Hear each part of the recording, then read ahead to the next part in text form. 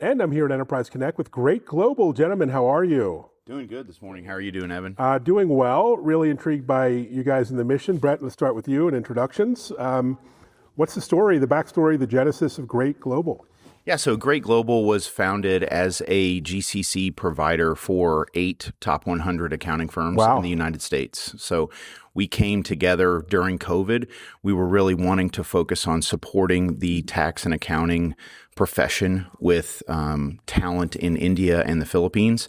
And our 8 investor clients wanted to look to those areas to really maximize their team build, their scalability, and those types of things. 8 investor clients, that's quite a few parents. How does that work in terms of your day-to-day and the organization? Yeah, that's right. And so it's interesting. So we were actually able to stand up 100 professionals in 6 months for those individual firms. They each kind of did it a little bit differently.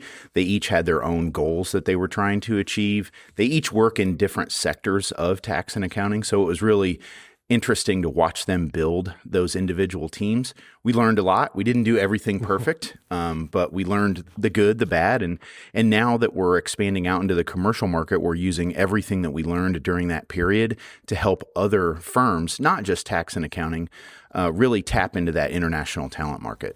Wow, that's fascinating. And Sebastian, a colleague here, how do you define your role in Gr8 and your personal mission? So we are helping Gr8 get into Latin America. We also help from the technical perspective, since we are a tech company. Like we are in the GCC world, but we also have this knowledge in technology. So I think with Gr8 we are like helping to land in Latin America, but also add this technology to all the process that we can bring to them. That's fascinating. And so, Brett, describe, if you will, the array of services and talent and projects, programs that you focus on. Yeah, absolutely. So really, we have built our business in the tax and accounting space, and that would be from any positions from staff accountant all the way up to director and manager level talent. We can bring that access to US-based firms. And we can bring that talent down market where traditionally those firms had only been able to get that type of talent in, kind of that big 4 type environment, that, top 20, top 50 type environment. Well, we can scale all the way down to a 30-person firm or even a 5 or 10-person firm and get them the talent may need to that take they're you looking up on for. that. Yeah, right. Well, and so it's interesting you say that because we can staff all sorts of positions. We've recently been helping C-suite executives with executive assistants, for instance. So Talos has helped us expand into that market in Colombia specifically, but we can really fill any type of position that can be done remotely.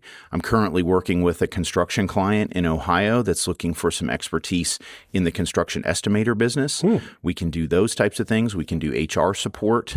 We can do graphic design support as well. So really any of those types of positions that you're looking for, expanded talent or rapid scalability where it might take you a little bit longer to find the expertise that you're looking for in the United States, we can tap into that international talent that otherwise folks may not even know exists. Interesting. And Brett, how do you think about skill sets these days in an era of AI? Everyone's upskilling, learning. There's big questions about replacement of humans by AI, and you're right in the middle of the human side. What's your perspective on skills and knowledge work these days in the AI era? Absolutely. So we were talking about this last week, and I think really the organizations that are going to succeed through this transition period are those that are going to be able to utilize both types. So utilize that AI workforce or those agents that you can put into play to do certain things, to then take the talent that you've got on the human side of things and move that into the more beneficial areas of work where you want that interpersonal connection. We talk about this with our GCC builds as well. So the concept of, let's say you have an individual here in the United States that you've wanted to move into a higher level position, but you've not been able to do that because you can't replace the work that they're needing to do. If you want to hire internationally or through our network, we can provide you the staff to help fill that role.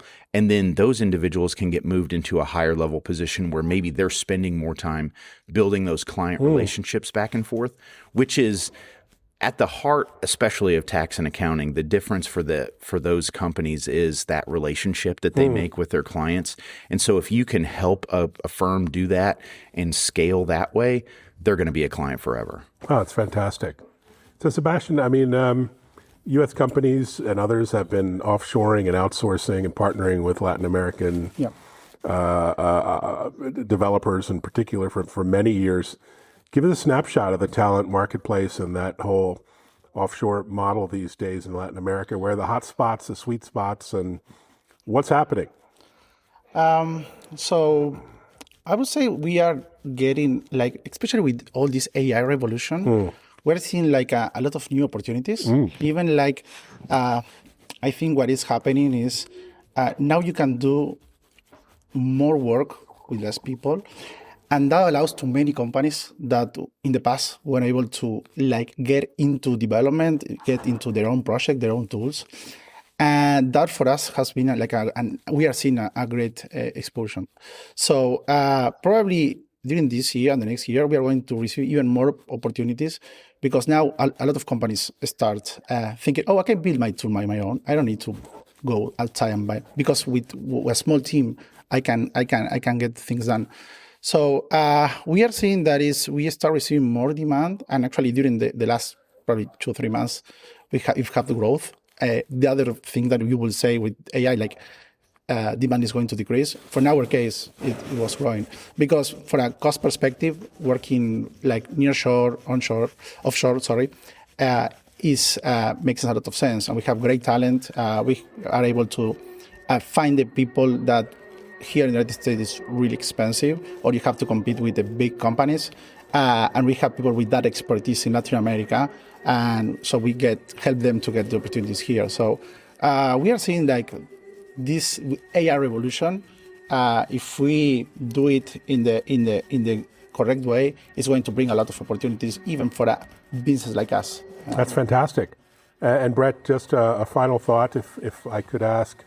Where are the skills that are most in demand these days? We talk about a tough job market in some cases, but in many cases, you just can't find people with certain skills in very niche or vertical marketplaces. What are some of the most in-demand areas for you? Yeah, so for us, it would be kind of in that middle experience bandwidth of your profession. So our tax and accounting clients are really striving to find kind of that senior to manager level type employee where in their world, there are just not enough of those folks that exist to do the work that they need to do. So, being able to help organizations scale and find that talent all over the world is really what we're trying to do. I think the other thing that we're going to find is more of those, I would kind of categorize them in support network type roles. So those executive assistants, maybe your firm can't afford to hire a full-time graphic designer.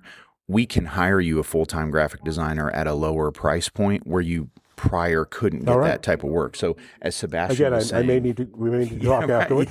So, as Sebastian was saying, really being able to bring talent to an organization that otherwise didn't think that they had access to or the resources financially to get that type of talent. Fantastic. And what are you excited about over the next few weeks, months, as we head into the year? What's on your mind agenda-wise, trips, plans, events?